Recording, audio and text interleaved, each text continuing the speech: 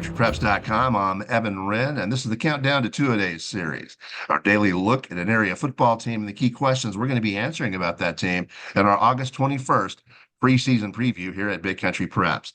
I'm here with my partner, Dan Youngblood, and if you look behind him, you'll see the beautiful pines of Angel Fire, New Mexico. I am currently in a dark hotel room in Tucson, Arizona. He's got a hoodie on. I don't need one where I'm at. But anyway, Dan, welcome to the show. We've got Colorado City to talk about today. Yeah, we've got the Colorado City Wolves, like you said. Pretty good group back, 15 returning Lettermen, among those 7 offensive and 8 defensive starters from last year's 2-8 team. They're similar in some ways to Goldthwait, who we talked about yesterday, in that they're in the 3rd year under their coach, Monty Leaf, who has done a lot of foundation building the last 2 years. So it'll be interesting to see if they can take a step forward in a new district out to the south and the west. Obviously, they'll have some questions to answer if they hope to do that, and we'll talk about those here in just a few minutes.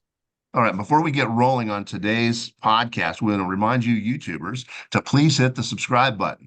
And then after that, hit that little bell and you'll get notices each and every time that Big Country Preps comes up with a new podcast.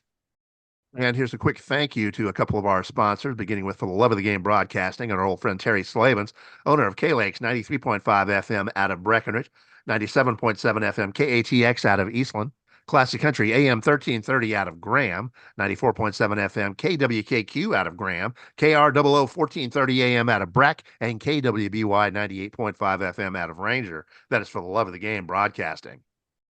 Also, Rob Durham, sales consultant at Bear Chevrolet Buick Cadillac up in Breckenridge. If you're in the market for a vehicle, new or used, give Rob a shout at 254-559-2266. That's Rob Durham up at Bear Chevrolet Buick Cadillac in Breckenridge. And with that, let's go ahead and jump in. Let's talk about some of the questions facing the Colorado City Wolves this year. Yeah, I think a big one is what we just talked about. They're in a new district with some San Angelo area schools as well as Forsan. I'm interested to see if this is the year that they finally break through and get back into that playoff mix in Coach Monty Leaf's 3rd season. I think that he expects them to be better. I think he feels good about the work he's done behind the scenes the last 2 years to kind of build some confidence in that group. And I think he likes the opportunity to kind of start fresh in a new place, in a new district with some new schools. And I think it's going to be interesting to see how that plays out. I think that's going to be a big question for them this year. The one thing I think that really has to pan out, that's the question that I would have, is the size versus youth thing. Colorado City has got some good size up front. They should get a good push, and defensively as well. They should be able to hold their ground and challenge the running game of their opposition. The problem is they're young. And with youth comes mistakes. So what is going to outweigh the other? If they can if they can limit the mistakes, those youthful mistakes that you can expect, they should be solid up front. Yeah, Colorado City could have as many as 3 sophomore starters on the offensive line this year. So obviously youth will be an issue there. And the third question I have is who will those guys be protecting? They're going to have a new quarterback this year after graduating Mason Monroe last year, a guy who had played a lot behind center for them over the past 3 or 4 years. This year it's going to be a senior, most likely, down between Jackson Hammond and Ryland Center.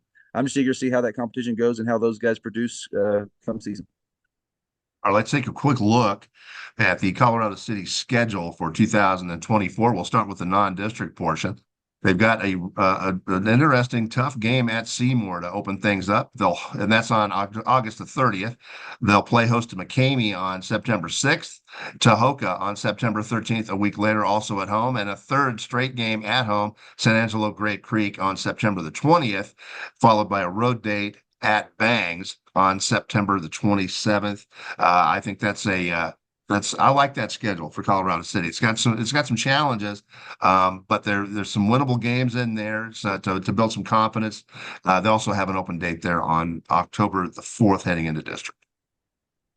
And they opened district on October 11th with their only familiar opponent at Christoval, a team they beat last year, before going to Forsan on the 18th of October. They follow that with a home game against Ozona on the 25th, and then go to Reagan County on November 1st. And they wrap up their regular season at home against Sonora on October 8th.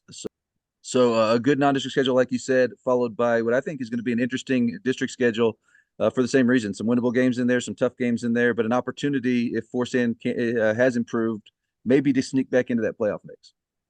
They're going to be covering some ground, Colorado City. They're going to be covering some ground. If you look at that schedule, I mean, a road date at Seymour, a road date at Bangs, a road date at Reagan County, at Forsan, at Cristobal. They're going to be covering some ground. That's an interesting and fun schedule for these guys in 2024.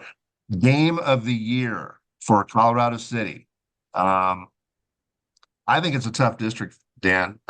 All these teams last year had some success. I think it's going to be a challenge for Colorado City to snag a playoff seed. But if I were going to say a game of the year, a must win that they can't do without, there's two of them, and they're both on the road. Let's see if you agree. Yeah, I probably do. At Cristobal, obviously, to start district, at Reagan County. I think those are two huge games. If you're going to get in the playoffs, those are almost must wins. Yeah, I mean, I absolutely agree with you there. And with that, it's about time to wrap up this edition of the Countdown to Two-A-Day series, the Colorado City Wolves. But before we do that, we want to remind you that on August 21st, that's the big day here at Big Country Preps. That's the day that we release our annual preseason preview, the most comprehensive look at Big Country football by any media source out there, period, bar none. We'll have stats, we'll have standings, we'll have features, we'll have previews, we'll have opinion pieces, we'll have video, you name it, we will have it, and a massive amount of material. Yeah, and that massive amount of material will be even larger this year as we are adding 5 new schools to the coverage area. We got Glen Rose, we've got Mineral Wells, we've got Graham, we've got Toller, and we've got Miles. All 5 of those joining the mix next season. So we're obviously excited about that. As we wait for the season, in the meantime, we'd like to thank you for joining us for this episode of our Countdown to Two-A-Day series, and make sure you come back tomorrow when we'll be talking about the Forsan Buffaloes here at BigCountryPreps.com.